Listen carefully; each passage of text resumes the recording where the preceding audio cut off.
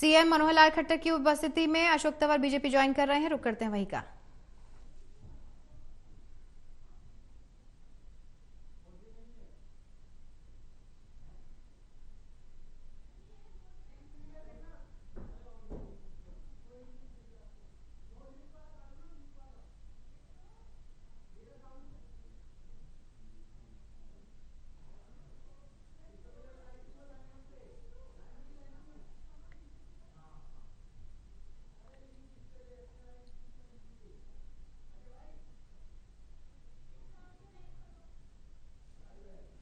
तो देखिए, सीएम मनोहर लाल खट्टर उपस्थित हैं। अशोक तंवर ने ज्वाइन कर ली है बीजेपी और नायब सिंह सैनी भी वहां पर उपस्थित है। जैसा कि हम लगातार ये खबरों में सुन रहे थे और जिक्र इसका लगातार हो रहा था कि बीजेपी ज्वाइन करेंगे। आम आदमी पार्टी से अशोक तंवर ने इस्तीफा दे दिया है। उसके बाद में जब से सीएम मनोहर लाल खट्टर से उनकी मुलाकात हुई, उसके बाद में ही ये कवायद तेज हो गई थी कि जल्द ही वो बीजेपी ज्वाइन कर सकते हैं। और अब वो तस्वीरें आ चुकी हैं जब अशोक तंवर बीजेपी का हिस्सा हो चुके हैं, दामन थाम चुके हैं। अभी राजनीतिक कार्यकर्ता हैं, कांग्रेस से जुड़े कार्यकर्ता हैं, वह भी बहुत बड़ी संख्या में भारतीय जनता पार्टी की सदस्यता ले रहे हैं।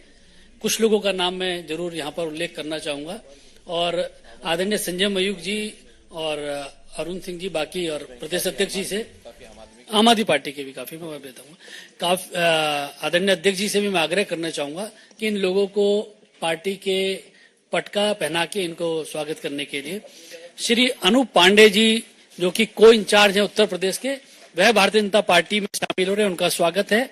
श्री जगबीर जोंखेरा जी, जो डिस्ट्रिक्ट प्रेसिडेंट है कुरुक्षेत्र के, वह भारतीय जनता पार्टी की सदस्यता ले रहे हैं, उनका भी स्वागत है। श्री साहेब खान पटवारी जी, जो डिस्ट्रिक्ट प्रेसिडेंट है मेवात के, वह भारतीय जनता पार्टी की सदस्यता ले रहे हैं, उनका भी स्वागत है। गुरमेज सिंह गोंदर जी ज्वाइंट सेक्रेटरी हैं स्टेट के, वह भी भारतीय जनता पार्टी की सदस्यता ले रहे हैं। श्री अनिल भारद्वाज जी, वो स्टेट वाइस प्रेसिडेंट है ट्रेड के, वह भारतीय जनता पार्टी में शामिल हो रहे हैं। श्री विमल मनोचा जी स्टेट सेक्रेटरी हैं ट्रेड के, वह भी शामिल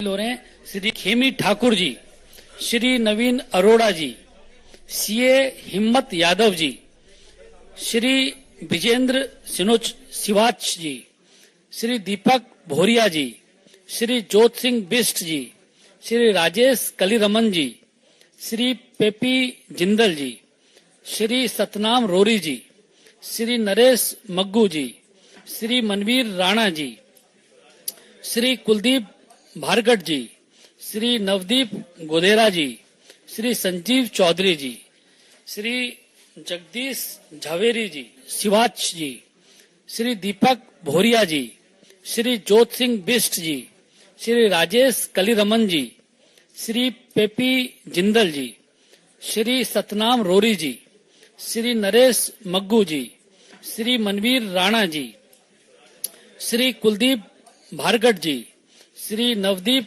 गोदेरा जी, श्री संजीव चौधरी जी, श्री जगदीश झावेरी जी और श्री महावीर तंवर जी भी भारतीय जनता पार्टी की सदस्यता ले रहे हैं। हम आप सभी महानुभावों का बहुत बहुत स्वागत करते हैं भारतीय जनता पार्टी में। आप सब लोगों का स्वागत है। अनिल पंघाल जी भी भारतीय जनता पार्टी में आज शामिल हो रहे हैं, हम उनका भी स्वागत करते हैं।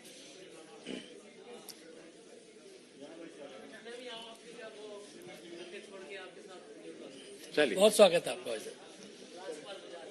राजकुमार बजाज, राजपाल बजाज जी भी हम लोगों के साथ शामिल हुए हैं, उनका। चलिए, आज जितने हो गए ठीक है, बाकी सबको हम चंडीगढ़ बुलाएंगे स्पेशली।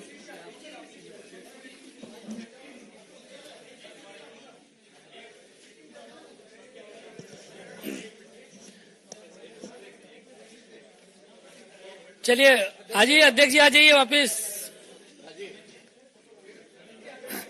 हाँ जी अध्यक्ष जी, बहुत बड़ी सूची है, हम सब लोगों का बाद में एक एक करके स्वागत जरूर करेंगे।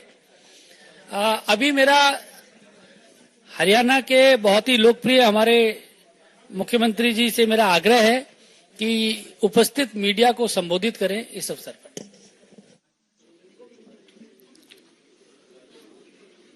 मित्रों, आज भारतीय जनता पार्टी हरियाणा का विस्तार के नाते बहुत ही एक महत्व का दिन है कि जिसमें कांग्रेस के पूर्व प्रदेश अध्यक्ष, वर्तमान में आम आदमी पार्टी के पदाधिकारी अपने सैकड़ों समर्थकों के साथ और भारतीय जनता पार्टी में शामिल हो रहे हैं। मैं पार्टी की ओर से आप सबका बहुत तहे दिल से स्वागत करता हूं, अभिनंदन करता हूं और भारतीय जनता पार्टी में आप सब लोगों को, जैसे हमारे यहाँ एक कार्यकर्ता के रूप में, चाहे वो नया हो चाहे पुराना हो, हर किसी को अपने अपने क्षमता योग्यता के हिसाब से उनको स्थान और सम्मान ये मिलता है। मैं विश्वास दिलाता हूं कि आप सब लोगों को उसी प्रकार का स्थान और सम्मान मिलेगा।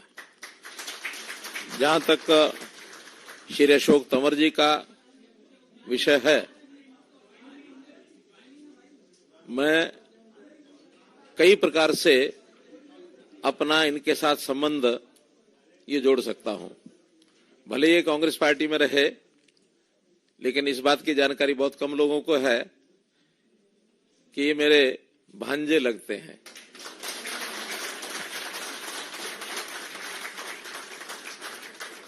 इस मायने में कि इनके माताजी का जो गांव और मेरा गांव एक ही है, बनियानी गांव है। उस नाते से मिलते जुलते रहे।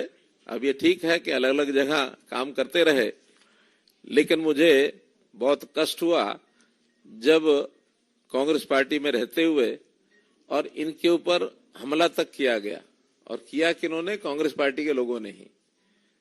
उस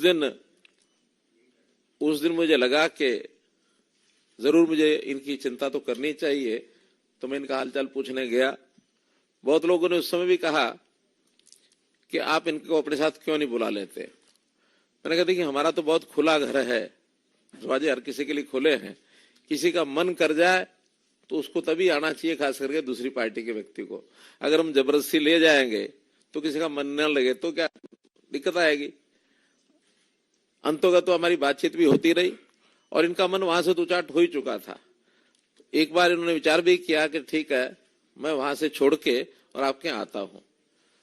अब जैसे कोई ट्रेन होती है ना, ट्रेन एक स्थान से चल करके दूसरे स्थान पर जाती है तो गंतव्य स्थान पर पहुंचना होता है, लेकिन कभी ना कभी बीच में कहीं दूसरी लाइन उसमें से फट रही होती है और कांटा बदलने वाला गलती से कांटा बदल दे तो लाइन पर ट्रेन वहां नहीं पहुंचती जहां पहुंचना होता, वो किसी और स्टेशन चली जाती है। तो अप्रैल 2022 में इनकी ट्रेन कांग्रेस से तो चल पड़ी थी, पहुंचनी यहां थी, लेकिन वो कांटा बदलने के कारण से पहुंच गई कहां? आम आदमी पार्टी। तो उस समय हमें लगा कि गलत कदम इन्होंने उठा लिया, लेकिन अनुभव इनको अपने आप ही आना था, वो आ गया। और अब जब हमारी बातचीत हुई, अंतोगत्वा मुझे देश के इस वातावरण को देखते हुए जो इस समय है भारतीय जनता पार्टी में शामिल होना चाहिए, तो मेरा स्वागत है आपका। हम लोगों ने बैठ के बातचीत की और उसके बाद आज वो दिन है कि जब आपने भारतीय जनता पार्टी ज्वाइन की है अपने सैकड़ों समर्थकों और कार्यकर्ताओं के साथ। मैं इस अवसर पर आपका स्वागत करता हूं और पुनः विश्वास दिलाता हूं कि इन सब कार्यकर्ताओं का स्थान और सम्मान, जैसा एक सामान्य कार्यकर्ता या जो भी क्षमता योग्यता जिसकी होती है उसके हिसाब से और सबको सम्मान मिलेगा। इतना विश्वास करते हुए मैं अपनी बात को समाप्त करता हूं। आज इस कार्यक्रम में अच्छी बात यह है कि हमारे राष्ट्रीय महामंत्री अरुण सिंह जी हैं, हमारे प्रदेश अध्यक्ष नायब सिंह सैनी जी हैं, संजय जी बैठे हैं, महेंद्र पांडे जी आए कि नहीं, तो हमारे अनिल बलूनी जी, तो इन सब लोगों के सामने ये सारा कार्यक्रम संपन्न हो रहा है। तो विटनेस के नाते आप सब लोगों की विटनेस, ठीक है। धन्यवाद। बहुत बहुत धन्यवाद आदरणीय मुख्यमंत्री जी। अब मैं आग्रह करूंगा अशोक तंवर जी से। अशोक तंवर जी, आज ऐसे दिन भारतीय जनता पार्टी की सदस्यता ले रहे हैं जब भगवान राम भी आने वाले हैं। ऐसे शुभ अवसर पर वह भारतीय जनता पार्टी में शामिल हो रहे हैं, उनका स्वागत है। मैं उनसे आग्रह करूंगा कि वह मीडिया को संबोधित करें।